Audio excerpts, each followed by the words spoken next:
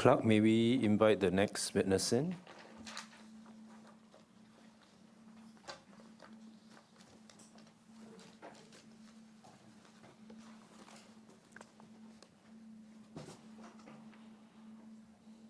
Dr. Vasu, good afternoon.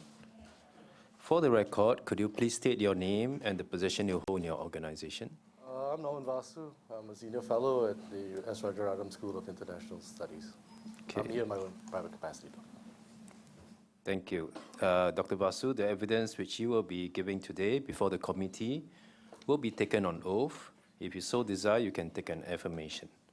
Clerk, please administer the oath. Please raise your right hand.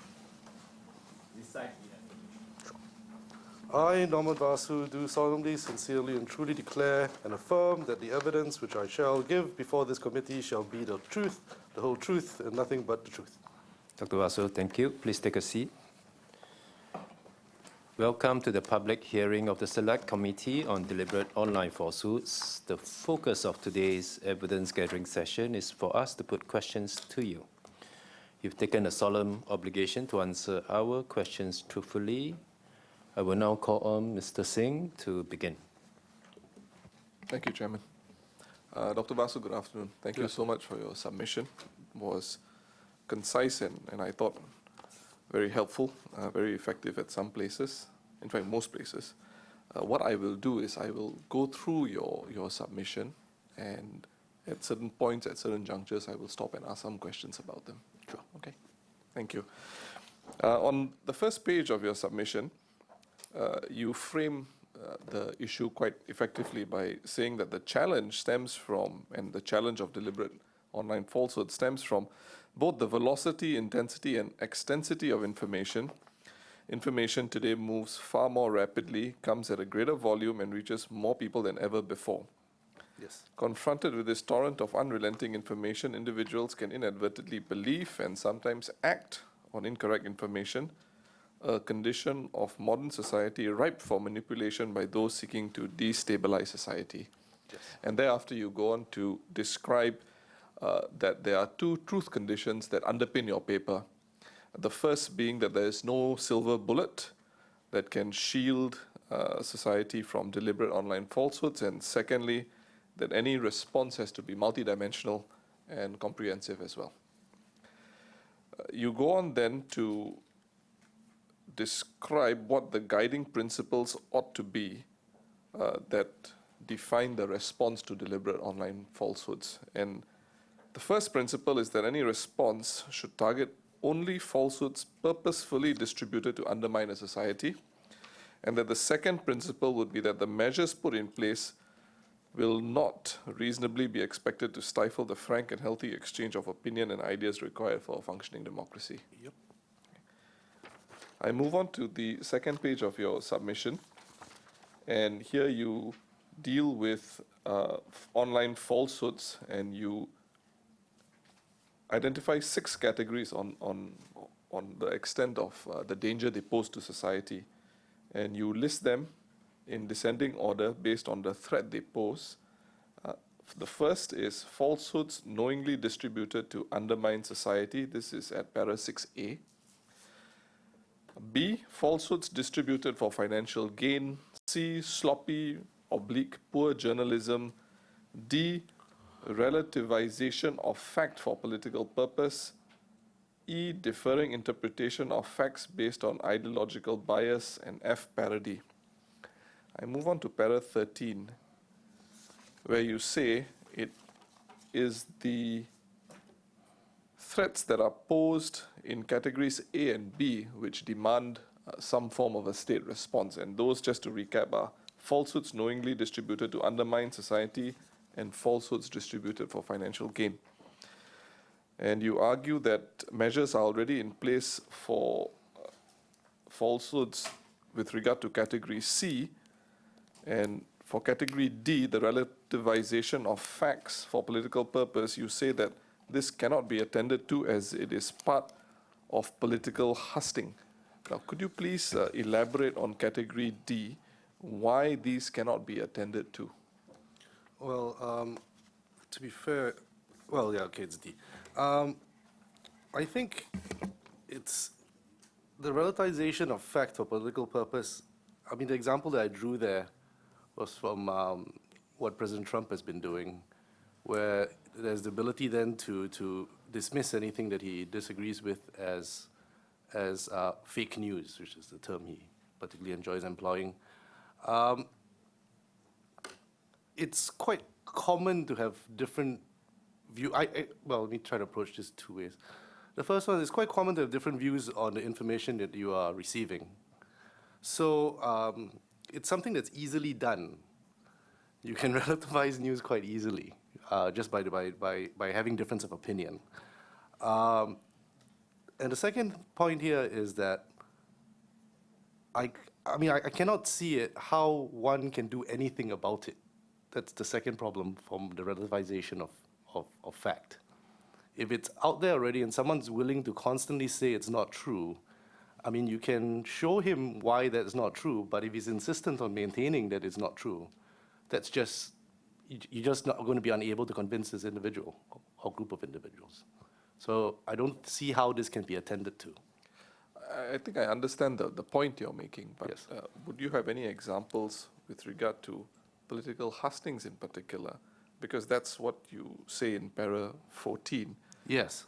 So perhaps one example that comes to mind here would be, I want to do this right and hopefully I'm precise, would be to what the Leave campaign was saying for Brexit. And what they were saying about how much they would save, how that would be plowed back into the NHS, National Health Service. And I can't see how, beyond just proving them wrong, I don't see what can be done about it. I suppose in that case, that famous bus that was being Yes. driven around, That's right. that was ostensibly, one could argue, part of a dedicated campaign of falsehoods. Yes, I would So agree. in that particular case, that really didn't present the information as it ought to have been presented. But I think you make your point in that regard, how in the environment of political hustings, you can have those facts which are bandied about, which would have, short of being rebutted, Yes. may have already been internalized by a sizable number of people. Yes. It's the same way, I mean, if I were to add to that, that's why it's quite interesting when you watch American elections. So after a particular debate, for example, say between two presidential candidates, the next news item would be the fact checker, right? What was said was whether it's true, whether it's not. So you can see how, we're in agreement, You then go on in paragraph 14 to describe category E and F falsehoods, and you argue that this is part and parcel of the fourth estate. By fourth estate, I mean I take it to mean that this refers to the journalistic profession. Yes.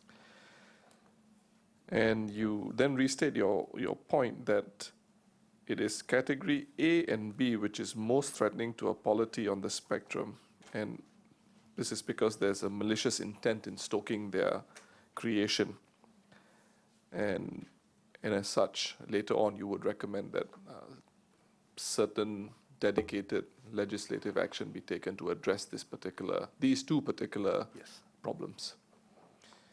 I move on to the second principle, and this is from paragraph 18 to 20, where you say, and this is the countervailing principle, the balance, Yes. where you say, with no one in possession of absolute truth, responsible open discussion and the free exchange of information and ideas are key to a healthy democracy. Hence, what we require is for the flow of information through the guarding of free speech to be protected.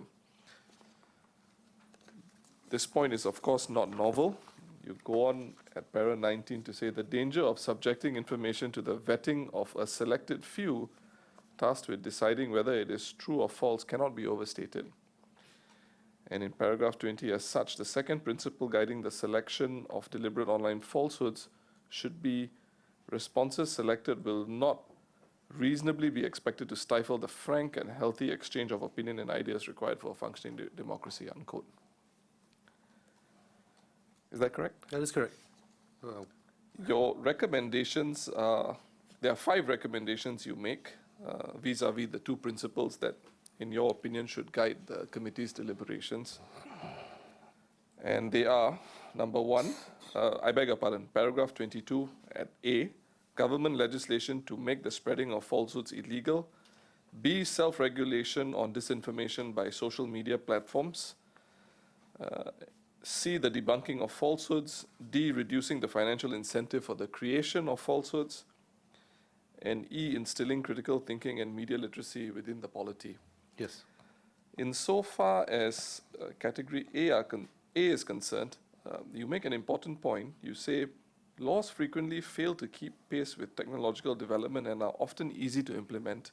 And I found this interesting. In addition, it is difficult to anticipate second and third order effects after their employment, and they can also be challenging to alter.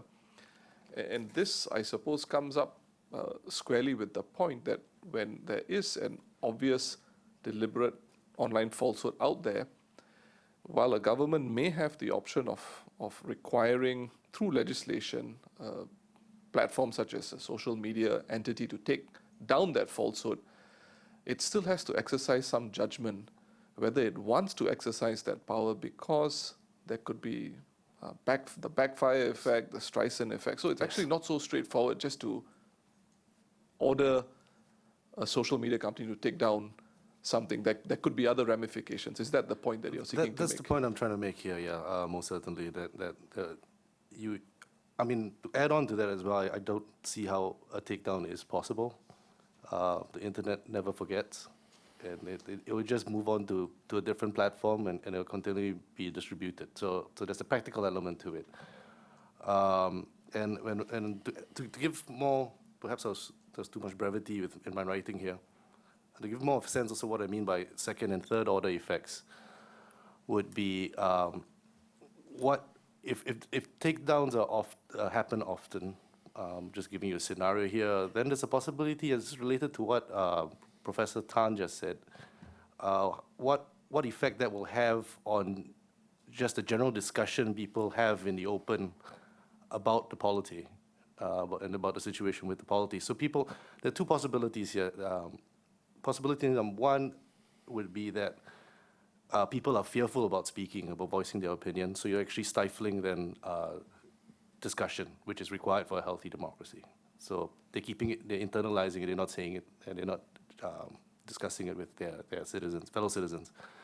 And the second outcome, which was raised by the two representatives from Mothership. I apologize, I can't remember their names. And one of them had a great term. He said, we might, in our zeal to ensure a well-functioning marketplace of ideas, we might end up then with the black market of ideas. So we're getting these conversations being pushed to other corners where they cannot be debunked, they cannot be challenged, and that's another worrisome possibility. Do you think that there are other options for that prospect not to occur? For example, a government could order a takedown of a piece of information which clearly crosses a threshold, but then go on to explain why this is so fundamental to that government of the day, that that information has to be removed from the public space. Do you think that's a fair course of action for any government of the day to take? It'll be hard to. I think what would give the attempt to explain why something has been taken down more convincing, ironically, is to keep it up. Because if you remove something and then you say, I've removed this for the following reasons, then an individual can't make up his own mind whether your reasons are good or not. So, I mean, what I would argue here in this case is that there's a need to engage with it rather than take it down. And that, I mean, that's a judgment call that has been made on game day. Yeah. Yes, I understand. Thank you. I move on to the second recommendation, which is self-regulation, and you caveat this actually. You say it is prudent to be, just to recap, the second recommendation is self-regulation of disinformation by social media platforms. And I think as events have unfolded over the last week or so, well after your submission proper, the mood seems to have changed vis-a-vis self-regulation. But you still, you still exhibit a lot of foresight here. You say, for category B, it is prudent to be cautious on how much the regulation of information should be left in the hands of private enterprise. Profit-driven enterprises may not be equipped to make decisions on what is false, and moreover may not have the public good at heart. Yes. Which is quite a prescient observation.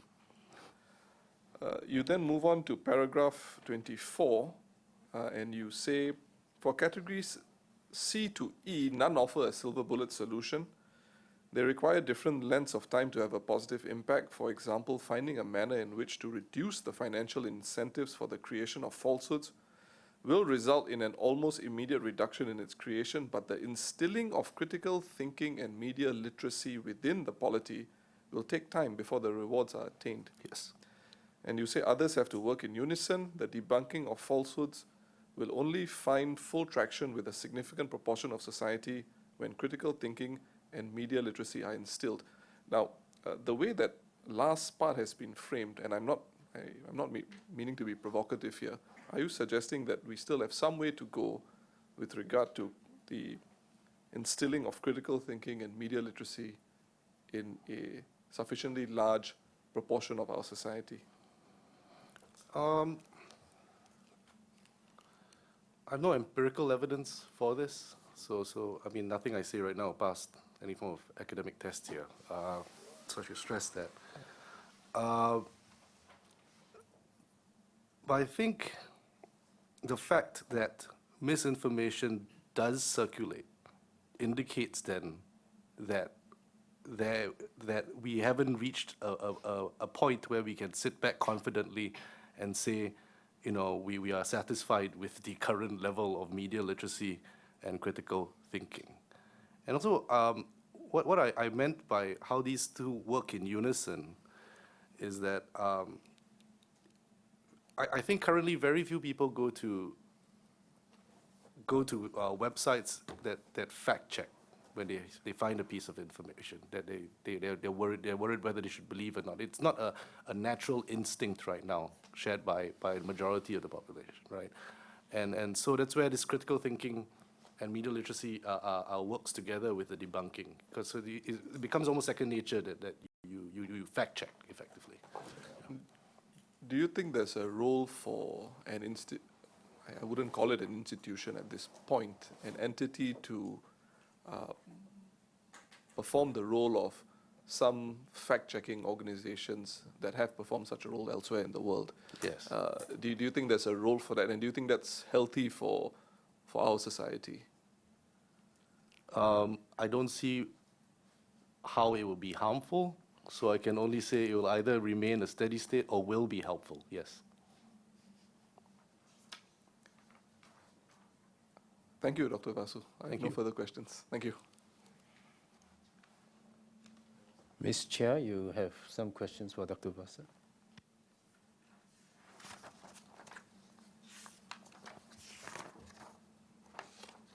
Thank you, Chairman. Dr. Vasu, thank you for being with us. Just a couple of clarifications. In paragraph 6, you referred to the different levels of falsehood. You referred to the degree of threat. You categorized them according to degree of threat. Yes.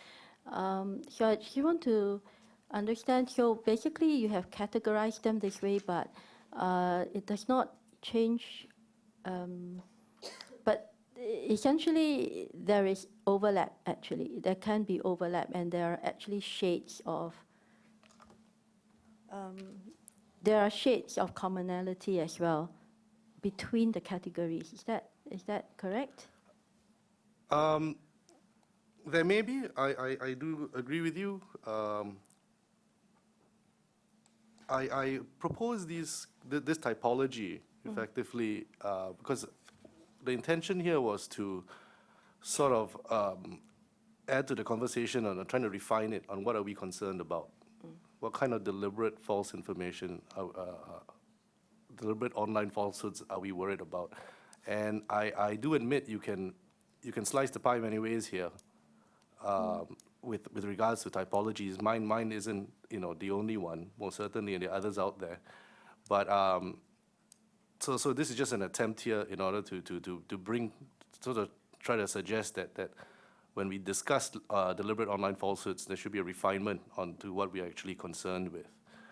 But I do agree with you. No typology is perfect, right? So there will always be a bleeding into one another. Understand. Understand. I think there are also a number interplay of a number of other factors. So as we consider the typology that you have proposed, we probably also need to consider other evidence that have been put before us, such as cognitive tendencies, heuristic tendencies, such as slow drip effects, and so on and so forth. So essentially what could start as a parody could ultimately escalate into something a little bit more serious as well.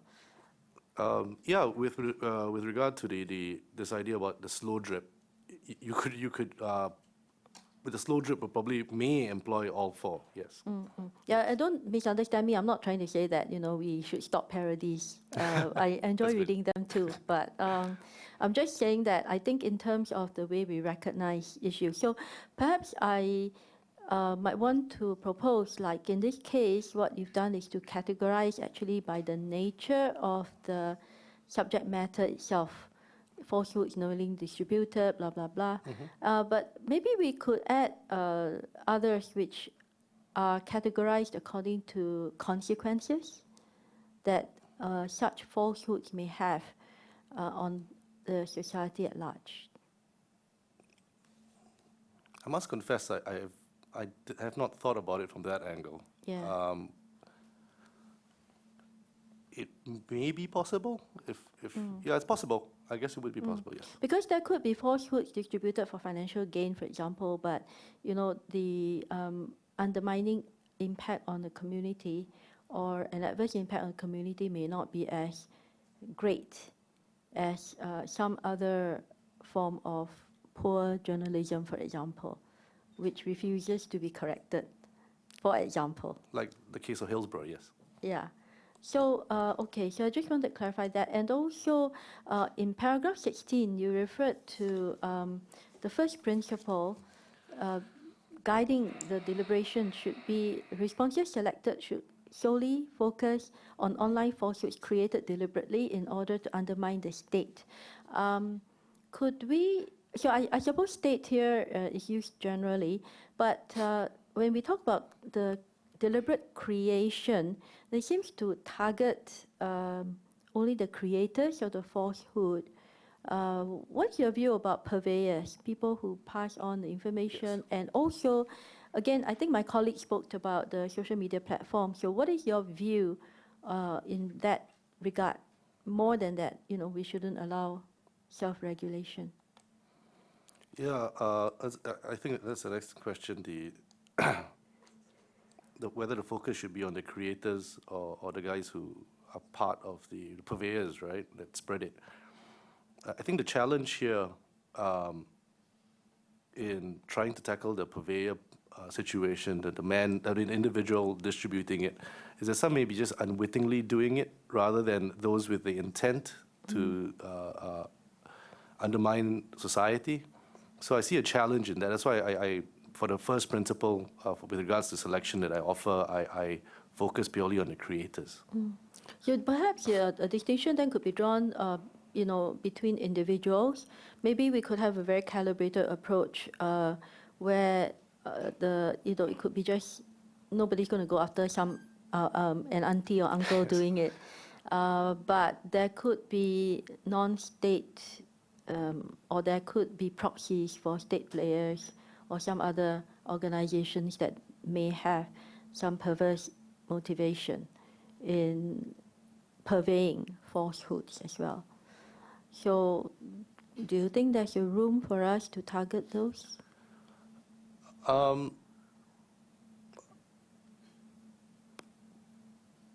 Possibly.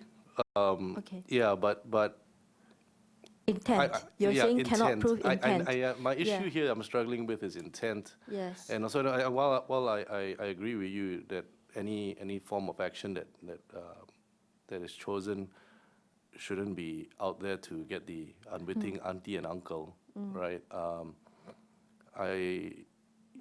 sorry. I'm possibly in agreement with you. I am in agreement with you. Yeah, thank you. It's very well calibrated. Thank you. So just now, an earlier witness, Mr. Dan Sheffet also mentioned this point about intent. He talked about the element of mens rea. When you commit an offense, typically we would require two elements, the mental element as well as the act itself. Yes. And I think one of the points was that in some of these circumstances, the mental element may not be, could be waived as a prerequisite given certain circumstances that could flow. So do you think that in very, very serious falsehoods, for example, those that undermine national security or even our social cohesion, for those type, do you think that the mental, the intention is very, very important? I believe the intention is important, yes. Okay, so Yes, if I transmit information, messages that are racially inflammatory, I should still be held not accountable as long as you can't prove that I did it, with intent to incite violence. I think in the Singaporean context, if you are distributing content which is racially inflammatory, you probably have an intent to stir up racial problems in the Singaporean context. I don't think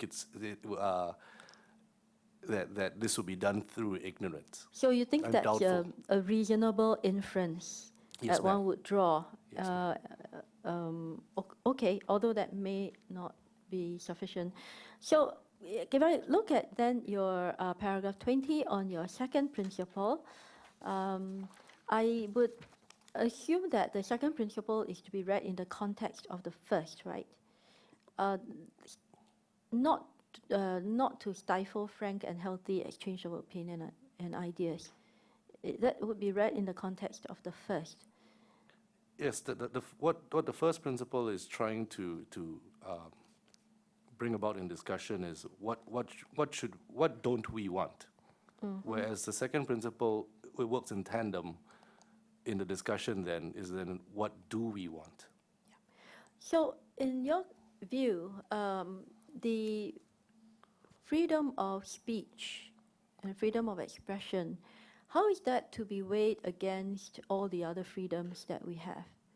Oh yes, I'm not one of these absolutists when it comes down to free speech. I mean, I certainly believe you don't have, free speech doesn't cover the right to shout fire in a theater with the intent to sow panic, right? So, I'm sorry, what was the question again? No, I do apologize. so therefore, if I look at it in the context of safety, and my freedom to walk in the streets at night safely, and so on. What I'm saying is that in that context, then perhaps the freedom of speech, while most of us would agree, is not an absolute freedom. That has to be calibrated against the public, the protection of the public as well. Yes, I'm in agreement with you. Yes. So therefore, in any measure that the committee might deliberate on and make a recommendation to the government, we would then have to take an approach whereby we are clear that in certain circumstances there has to be a greater restraint on freedom of speech than in some others. Yes, Okay, right. Okay, thank you. thank you. Dr. Vasu, I have a question for you. In para 22, you clustered the deliberate online falsehoods into 5 categories. Yes. And then in para 24, for categories C to E, you recognize that none of them offers a silver bullet solution. I think everyone is in agreement with that. And then you go on to list as example that we need to find a manner in which to reduce the financial incentive for the creation of falsehoods. Could I just ask you to just elaborate what do you mean by? I just want to make sure we're on the same page. What do you mean by reduce the financial incentive for the creation of falsehoods? What I was thinking about there, my reference there were the already talked about Macedonian boil houses, where they were producing false news in order to have clickbait, in order to get financial gain from advertising. So what you're saying is we need to find a way to ensure that it's not allowed? You got to de-incentivize the ability to make money off something like this. Yes. So in concrete terms, how could that be possibly done? This one, I suspect, as much as I'm clearly not very positive about private enterprise in my piece, I think there will be a need to work with private enterprise here in order to bring this outcome about. I think there are no other, thank you. If there are no other questions, I'd like to thank you, Dr. Vasu, for taking the time to participate and to contribute to our select committee process.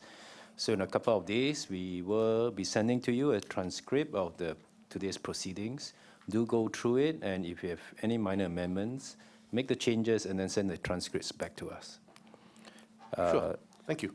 Sergeant at Arms, please escort Dr. Vasu. Thank you again.